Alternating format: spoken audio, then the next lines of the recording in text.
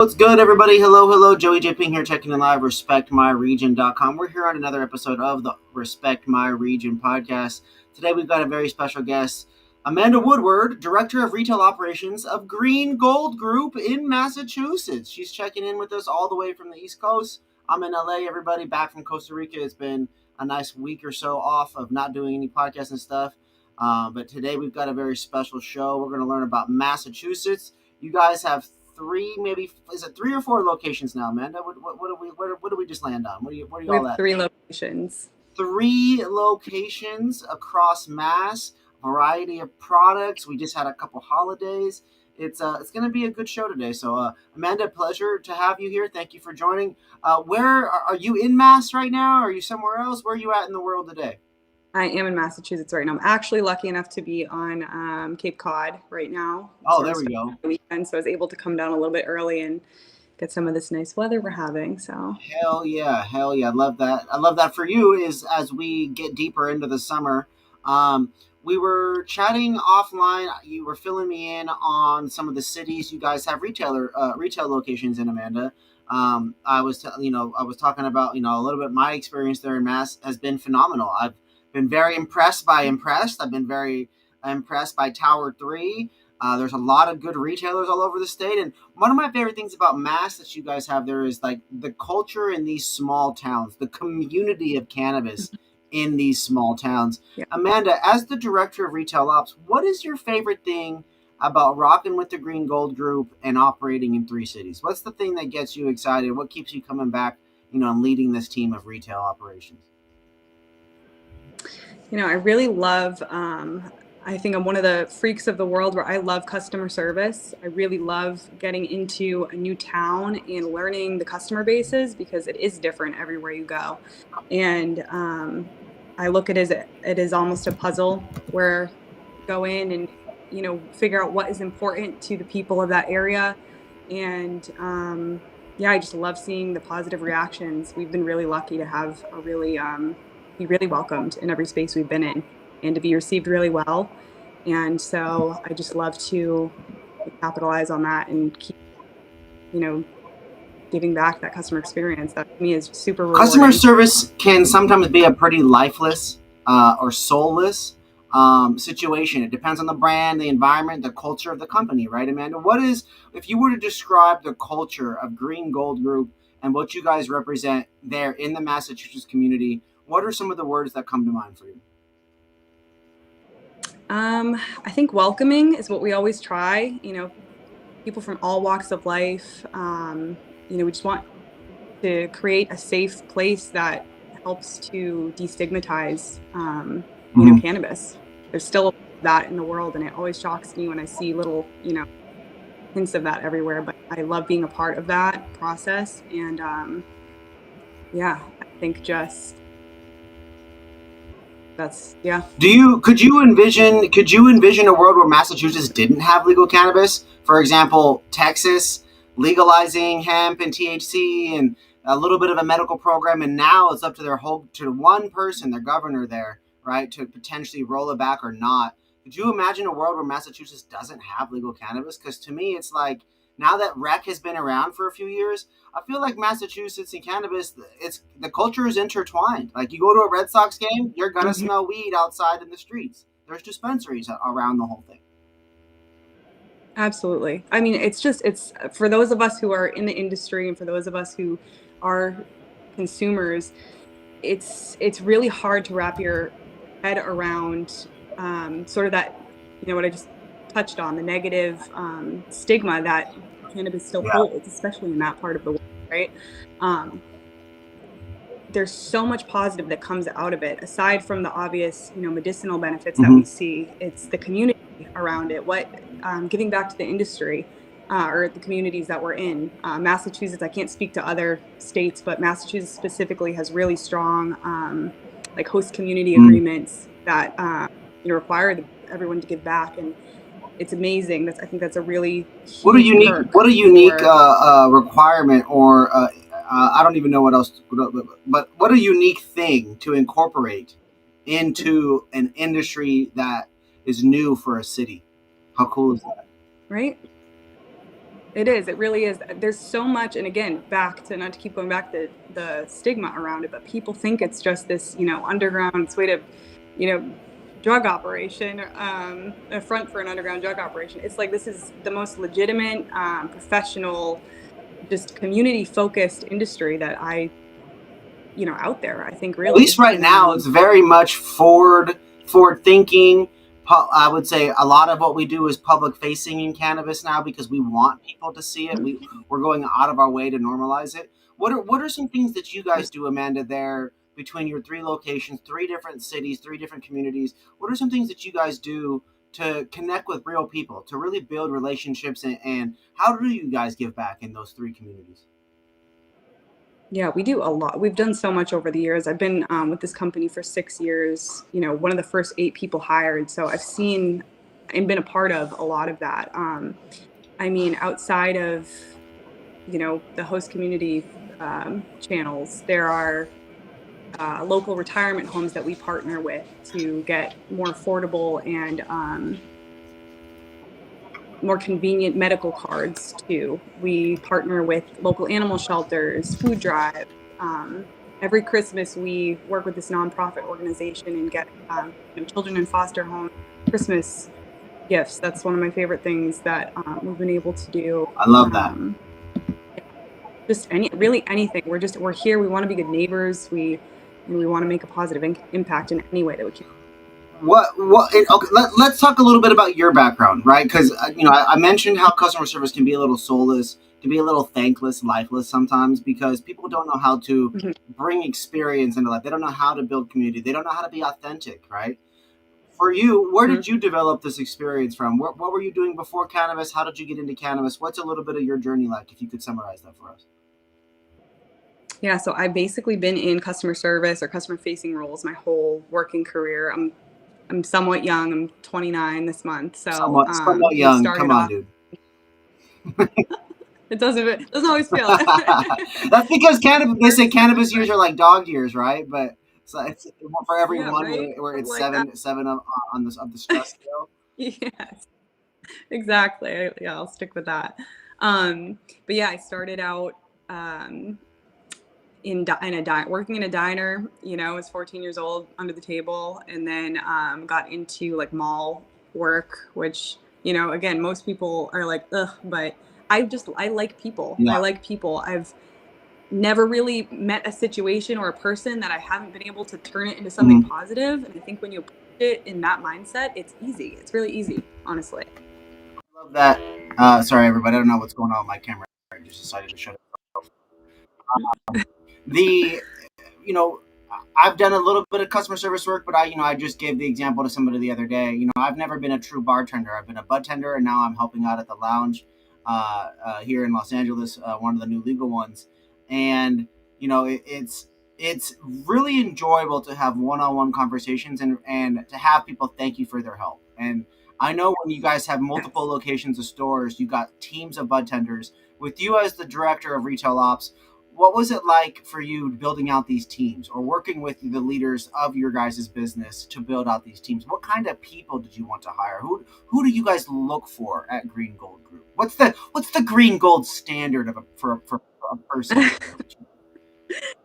Yeah, great question. I think it starts like the customer friendly mind that really starts in the interview process. So my style of approaching interviews is basically just conversation. I've hired roofers, I've hired accountants, I've hired people who have never worked a day in retail in their lives, let alone Mm-hmm. cannabis retail. Um, so it's all the compliance, the POS, the product knowledge, all of that can be taught. I'm sure, to an extent, smiling and eye contact and enthusiasm, that can be taught too, but, it's beyond my skill set. So I really look for that. Do I feel good in this conversation? Do I look forward to, talking to this person again? Can I walk away from that feeling like that was Yeah. really positive? Um, that's You 100% always where it got to leave a starts. good taste in people's mouth in retail, man. They gotta want to come back. As soon as you give people a reason not to come back, there unfortunately is enough options for them to go other places in cannabis. 100%. That's like basically what I scream from the rooftops. Like there are dispensers on every corner, and that is the number one controllable way that we can set ourselves apart is by customer experience. in customer Really service. being So attentive to the people and understanding people's needs, which leads me to my next point. For us, I was just double checking who our sponsor is today, and big shout out to our sponsor, Trees. Trees always is great for empowering us across the country, data driven, ecom, point of sale, all that good stuff. And so this leads me to ask the question: how do we empower our bud tenders in 2025, right? People always talk about and complain about bud tenders. They always talk about how they didn't get anything out of it, or it's just high THC or whatever. It's just always overwhelmingly negative about bud tenders. We talk about green gold here. yeah. We talk about the types of people you're looking for. How do you guys empower your bud tenders? This is something that I want to get all of my guests talking about. How do we improve this bud tender experience? How do we get them closer and closer and closer to the level of somebody working over at Nordstrom or Costco or one of these large box retailers that, or Sephora, Mac, Ulta, these groups that do it well. You know what I mean? And they grow Yeah. their businesses. Well, what are some of the things you Yeah. guys are doing, if you wouldn't mind sharing? I mean, I think we're really lucky at Green Gold because there's no, we're not an MSO. There's not any big board. It is a one family Wow. ownership, basically. So every person's concerns, ideas are heard and, implemented and taken into consideration. And we have that ability in that kind of environment to, there's no like hard policies, if that makes sense. Like, something I always say to our bud tenders is there is not any situation we cannot make better. So take that pressure off of you right there. If you have a disgruntled customer in front of you, if you don't have the tools to handle it, get a manager. We will absolutely make it work somehow for them. But I think like giving them that ownership, anyone who's customer facing, that ownership of just knowing that, we have that ability, I don't know, it just fosters, like I said, it takes that pressure away. That's a huge pressure. I think working customer service is having to be like, oh, no, this is one day outside of the return policy, or you don't have your receipt. So unfortunately, we can't do anything for you. And the person's, swearing and freaking out, I'm never coming back, da, da, da. That's off the table. So it's like, I don't know. I think it fosters this relationship where you're able to kind of dig a little bit deeper and get more out of it, I guess. And I don't know, it becomes almost addicting in a way to have those positive reactions. And like I said, I think of it as like a puzzle that Yeah. you Even the solve. Does most that make sense? positive situations can be improved. I find that utilizing data, whether it's from point of sale or other groups that are out there, when budtenders can ask a question or identify something relatable from somebody, that they can get their guests talking, then they get the opportunity to increase the potential to talk about other things. Uh, Not to say you don't want to talk about yourself, but it's one thing to talk about yourself and also mention how things amplified your experience or whatever it is you were doing. And so I think it's amazing Yes. for budtenders to be able to talk about 3 to 5 things in their engagement if they can. Oh, you came here for this today? Oh man, have you ever tried this? I like this one, and this Yeah. one. Have us, those kinds of things are huge because I'm a flavor chaser just like so many other people. I want to try new drinks. I was just on YouTube. Actually, no, I was on Disney Plus. I'm watching the new Star Wars. Sprite is killing ads for their new flavor right now. Mm-hmm. Sprite with tea everywhere, right? Which means that if you got it, the more you talk about it, the more I'm going to think about it. And so Right. if we can get budtenders to be recommending more things, it's the summertime, folks. It's getting warm. If it's sunny outside, recommend drinks to every customer. People will buy the drinks. It's that simple. 100%. 100%. You're selling an experience too. So who's not excited when they come in? It's exciting all around to talk about cannabis. And 100%. what do you like about this product? Oh my Make it a gosh. goal to tell Awesome. something that no one's heard. Like, how exciting is it for when, like, if you go back to the dealer days, when your dealer recommended something that you hadn't heard of and it hit, you were always super hyped and Yeah. went back to buy it again. Exactly. And then that creates that trust with the bud tender. And that's how you're like, I'm coming to you from now on. You know what I like. You're spot on. Education pays, folks. As a former bartender myself, I always said this. I don't look like Brad Pitt. I don't look like, I don't have the tats all over. I'm not flashy enough. Whatever people like, whatever the trend is, I'm not that. But I can be friendly. I can recommend things that I enjoy, and people love to get recommendations based on you really enjoying something. Yeah. That's what I identified as The above taste. number one thing, personal testimony. Yeah. Yes, absolutely. So, Mhm. okay, so Amanda, this is a good part. Personal testimonial time, Amanda. You as director of retail ops, you got a buyer? Are you the buyer? How do you guys bring in your brands and products? How does that get determined with your guys' family owned and operated, three Mhm. store location business? Yeah. So I was the GM of our original, one flagship store, and that was in Charlton, for about 3.5 years. I was the buyer then. I transitioned after our second store opened to overseeing the two inventory managers. We have an inventory manager each Mhm. location buying. That way Um, they can have a pulse on the individual situation. Exactly. Yeah. So two stores, pretty manageable there, and we also have our cultivation. So, there's reciprocal partnerships that come into play and, budgeting with certain vendors and all of those things is pretty manageable. Then when you open three stores, it becomes all of a sudden way too much. So, sorry, little dogs running around me.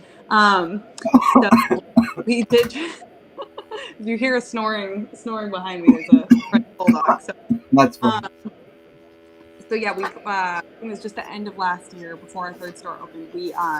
We did promote one of the inventory managers to be buyer. She's a procurement manager, Emily. She does a fantastic job of keeping a good pulse on the needs of each of the three stores because they are different. Mhm. Um, and yeah, sourcing newness while also holding on to that familiarity. It's this weird balance of you want people, like, there's a section of your consumer base or your customers that they want new stuff, but they want it to be some sort of familiar to them, new but familiar all the time. And Exactly. then there's this other demographic or group of people that they're not ever changing what they buy. They need what they want. That's what they get. It has to be there. If they don't got it, they're going across the street. They don't like that place as much, but they'll deal with it. You know what I mean? Exactly. Yep. Like, and Couldn't have. then we got the deal chasers, which we know that the deal chasers will just go wherever the best deal is. But if you carry the best brands, those chasers tend to go to that place Yes. a little bit more often, right? Yeah. Oh yeah. A What do you lot guys look now. for in a brand partner, Amanda? What does Green Gold look for in your guys' brand partnerships? Is there expectations? Is it a quality thing? Is it the support? Is it all of the above? Well, tell me a little bit about that. Yeah, I mean, in a perfect world, all of the above. I think consistency is huge. Understanding, there's two brands that come to mind that we've had a really long term, like what I would consider a successful partnership. And, as both companies, we go through things, we needed we need to replace half of our roof last year as a company. So it's like, all right, can we up our net, payments these days? This is kind of what's going on. Of course, we have that trust established. So you're willing to bend and work with one another in ways that feels like a partnership. Yeah. Sorry, I don't know. Cut out. Yeah. But yeah, quality, of course, you want it to be, good quality product that people enjoy and there's high sell-through rates. Um, yeah, can compete with what's out there on the market. Yeah, I mean, basically everything you said, that's in a perfect world. The cities that you guys operate in, Hmm. Charlton, Marlborough, and Palmer. Yep. I don't know anything about any of those places. I'm from Seattle. I'm a West Coaster. I grew up in Indiana and Texas. I don't know Hmm. nothing about Massachusetts except for lobster rolls, good Italian food, and y'all got great weed. If you could hit me, and and right now, folks, if you didn't know, it's the NBA Finals. So I'm gonna need you to hit me. And although Boston's not in it, sorry that you guys couldn't do your guys' repeat, but I'm still a basketball guy, and so I'm gonna need your starting five favorite products. And if you could name the product from the brand, what's your five favorite products? And this is a two-part thing. And so from other brands first that you carry, okay, Yeah. across all the stores. And then the second part is what are the five favorite products you guys make? Because now we're gonna start talking about your guys' stuff next. Okay. Loaded question. Okay. So I would say, starting with our products, Queen's Mother Goji strain. That is one of our first 8 strains that were ever put in the ground. Still a constant on our menu. That is like, to me, Goji. just the effects. I'm an effects person. I have a hard Mhm. time with flavors. Like, and Yeah, I'm effects, definitely. It's perfect. It's one of those strains for me that's like, I almost forget I smoked and I'll be like, I feel so good right now. And I'm like, that's why I feel so good, because I smoked. Mm-hmm. Mm-hmm. Strain it's for me really, really good. That was Um, number one for you. Love that. yeah. Our I mean, I love edibles. I'm an edible girl as well. Our edibles, I think, are best on the market. I'm not just saying that. I really enjoy our gummies. Yep. Couldn't live without What those. flavor? What flavor? I love all of them. I think our tangerine, which is our energize flavor, Mm-hmm. that's my favorite. It's There we just go. enough. I think our blue dream is fantastic. That's a new one. So Mm-hmm. the classic there, another classic strain. We have a great cut of You it. guys got a sleep one or what's going on with that? For the fruit gum effect, for the gummies effects, Yep. yes, we do. It's sleep strawberry. Just came out with um, a new brand, a new flavor with the sleep. I want to say the other one in the works. So I'm trying not to get confused. I think it's grape. Is the one that we just introduced. There we go. I love grape. I love grape. Grape gummies, grape edibles. Uh, Yep. whether they're for sleep or just regular ones. I grape anything for me. Grape. Okay, so that's like 4 or 5 ones. You guys, what are all the different products you guys offer that you guys Yeah, we have create? live resin.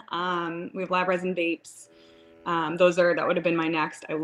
That's definitely my favorite by far. We also partnered with the Clear. I'm sure you're familiar from the Yep. West Coast. So we're their licensing partner in Massachusetts. So anywhere you see the Clear in Mass, that came from us. Let's go. Shout out to their team. I know Rich and them. We just had them on our show about a month or so You know ago. what? Yeah, I think they're actually coming out next week. So it's really Hell cool. yeah. Tyler, yeah, they're great guys. Um, so yeah, the Clear tracks. That's another Yeah, new their flavor. joints that they have. Yep. Yeah, very Okay, good. we gotta pivot away from you guys for just a second. As the director of retail ops, you guys obviously sell other products, right? You have to buy from other brands, things that you don't create. I Mhm. already shouted out one of my favorite ones. You guys carry Impressed? We have not consistently, but Mm-hmm. we have carried them. They're fantastic So I'm people. just gonna shout them out because I love their weed, and I'm hoping to have them on the show here soon. But Amanda, who are your top 5 products that don't come from you guys that are available for sale at Green Gold locations?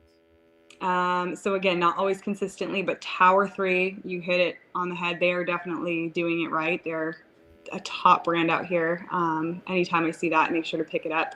Hudson Botanical Processing, if you haven't Okay. heard of them, Yeah, Nimbus, yeah, their brand, they are just phenomenal. I actually just smoked their green crack last night. I haven't been able to get my hands on green crack in too long. It was amazing. Their grower is phenomenal. Um, I think I think Mac does a great job. Mass Alternative Care, honestly, yeah. they have favorite strains. Local Roots is another one. Yep. Their Moose and Lobster strain is like just like with Moose and lobster. Moose and Lobster. It's I great. love that. Yes, it's yeah, it's got to be one of the top 3 best strains I've ever tried. I think Holy they've cow. that in house. Yep. She said It, top 3 best strains I've ever tried. Amanda, it that's some real shit. That's saying some shit. it is. It really is. It Wow. is. What's the farm? Yeah. What was that? What's the farm? Local Roots. Local Roots, Moose and Lobster. Top 3 Yeah. all time per Amanda, Director of Retail Ops at Green Gold, 3 locations, Massachusetts. That's a statement. Let's go. Okay. Let's get back to some nitty gritty here. Those big shout out to all those brands. Big shout out to those recommendations. I'm here for all those. I'm definitely gonna check it out. Can you've been to all 3 of the cities, the communities? What are those cities and communities like? What's Palmer like? What's Marlborough like? What's Charlton like? I've never heard of any of them. Charlton is it's very central. It's kind of borders Connecticut, so we get a lot of through traffic in that area and a lot of local as well. It's a small Yep. town area though, very close knit community. You get people from you get a great mix there. Marlborough, it's kind of going into like Eastern Mass. It's our closest to like the Boston. See, working class with it also borders one of the top 1% towns in Massachusetts. You get a good mix of people who that's an interesting customer base. I'll tell Oh you yeah, I for bet. sure. Um, yeah, very diverse in what people want and what people are coming in for. So that was a tricky one to figure out for a while. And then Palmer is very small town. That's considered Western Massachusetts. Yeah, a lot of farmland, a lot of just working class. Um, So yeah, but that great. does require a different variety for each location of product. Can't always have the same thing, but also going to need some of the same things Hmm. price point wise, depending on the group. Right. Um, how interesting is that? Wow. Okay, my next one that I've got for you is when you guys were building out the stores, how do your guys' retail location reflect the green gold brand and what you guys stand for and represent? What about like the build out? Talk to me about like the decision to have them be the experience that they are today. How did we get there? Yeah, I think, and I also want to touch on that brand identity is something we're right now really focusing on. Like here we are, it's been established for X amount of time now. Like, who are we as a company? It's something we're still building off of, truthfully. But yeah, I think it goes back to, like I said, just creating a welcoming environment where everyone feels comfortable. So pretty neutral, our stores are bright. They're welcoming, pops of color. I always encourage the staff, like, to kind of make it their own. So every store has a little bit of a Mm-hmm. different flair to it. Um, but yeah, we have like a community table at every store where people can go in and, pin certain things to the board or leave their business cards. Um, That's yeah, dope. Yeah, so it's heavy on the community and being unique in each of these areas. yes, just welcoming. Yeah, I want everyone to feel like, What did you guys do for 420 Memorial Weekend? What was the last 2 months for you like with those big large holiday weekends, um, and how did they go for you guys? yeah, they went really well. Better than last year, that's for sure. Which was a pleasant surprise. We did, I mean, food trucks, we do like balloon arches and the whole, optically, those types of things. We do sweepstakes where we're giving away. I think we gave away like those really cool Yeti coolers, which I was super jealous whoever got them. So we do a lot of things like that around holidays or special days. But aside from that, just bundles upon bundles upon bundles, aggressive pricing, tiers, and buy X get Y, things like Massachusetts that. goes crazy on the We deals. did, You guys definitely have a pretty strong retail environment and very competitive. Some would say saturated, probably in that regard. How do you guys stand out? Is there a strategy? How do you guys navigate all that for those things? yeah, I think just operating with like a true customer first mindset, like whatever that means, like whether it's diversity across like products, we have a really good selection of like affordable versus like some higher end, and customer incentive, like just making it easy to shop, like make the decision to shop with Mm-hmm. us, if that makes sense. Obviously, we talked about our customer service, just killing them with that. Um, yeah, just convenience. We really try to operate like we want people to come in, be able to get what they want at the price they want it, have options, and have a good Why the experience. decision to call it Green Gold Group? Where did that name come from? Yeah, I love the story. So, our owners come from the jewelry and gold industry. So that's their background. So at the time of inception of the company, they had learned that at that point in time, the price of oil per gram was more than gold at the time. So someone said it and it just kind of stuck. Wow, So a lot of people that's think that. that's pretty dope. There is I definitely remember when I don't remember how long ago it was, but I definitely remember hearing the same thing on the news that the price of weed per gram and specifically concentrates definitely was more valuable than the other, yeah. currencies that exist. Great. Wasn't Mm-mm. that long ago either. Mm-mm, It's mm-mm. crazy.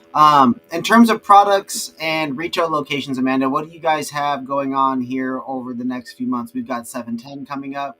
Are you guys working on any product launches? You guys opening new stores? What's the new? What's the latest? What's the haps? Yeah, so no new stores. Unfortunately, Massachusetts only Yep. allows 3 licenses per company, so we're capped there. But we have a ton of newness coming out. We just released a new strain, Big Chains. We have a new sours line that we just launched as well, which is it's sours, disposable vapes, and fruit gems. So we're kind of collecting that feedback now and deciding how to move forward with those. I feel like there's something else big coming. I might be missing.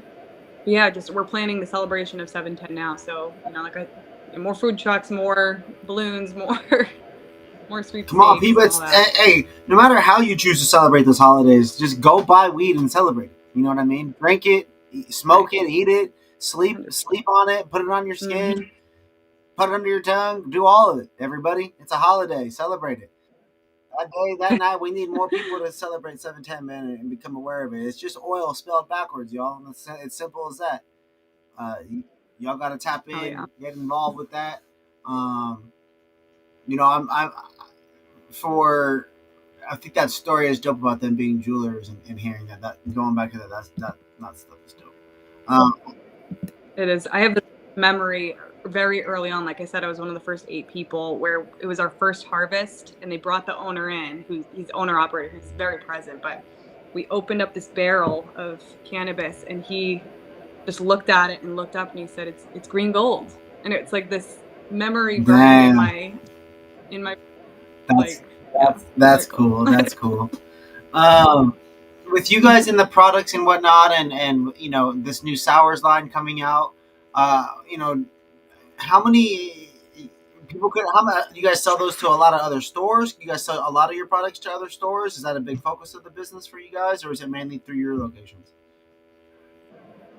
So for those, we actually just moved them to the wholesale menus. We were keeping them exclusive to retail. We kind of try to do that when there's new drops. We haven't had a big drop like that where there's, multiple, new strains, new Yeah. flavors, new SKUs in a little bit. So this one, yeah, we kept for retail exclusively for a little bit. And then we just opened it back up to wholesale. So yeah, I know we focus on those strong partnerships um, that we touched on, but yeah. That's dope. That's dope. Get people who Well, can. Amanda, I really appreciate you joining in here today. But usually what I like to do with the guests is at the end of the show, I like to give you guys the floor to really talk about something that's important to you. You could obviously use it to promote something that you guys have coming up, or an event, or any of the things that you guys are currently rocking right now. Or yeah, feel free to chat about something you're passionate about. But I really appreciate you joining us here today.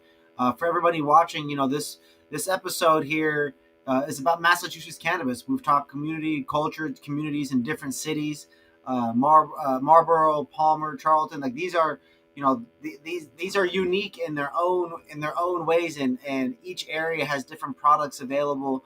They've curated special offerings. And also too, they've created special things as a fully vertical. You guys do retail. You guys manufacture products. Your cultivation exists. Where's the cultivation at, Amanda? What city is that in? It's a little town called North Brookfield, close to Okay, Charlton. okay. Big is it a big one? You guys only do indoor? You guys do other stuff too? What are you guys doing up? Okay. Yeah, it's a Oh wow, 160,000 square foot that's a big one. facility. Yeah, it is. I think it's 50K canopy, like active canopy with potential for more. So it's a very There impressive we facility. go. There we go. There we go. Yeah, that's doing it, folks. I've been to a lot of different places, and that is one of the biggest, if not the biggest. I'd have to think about it.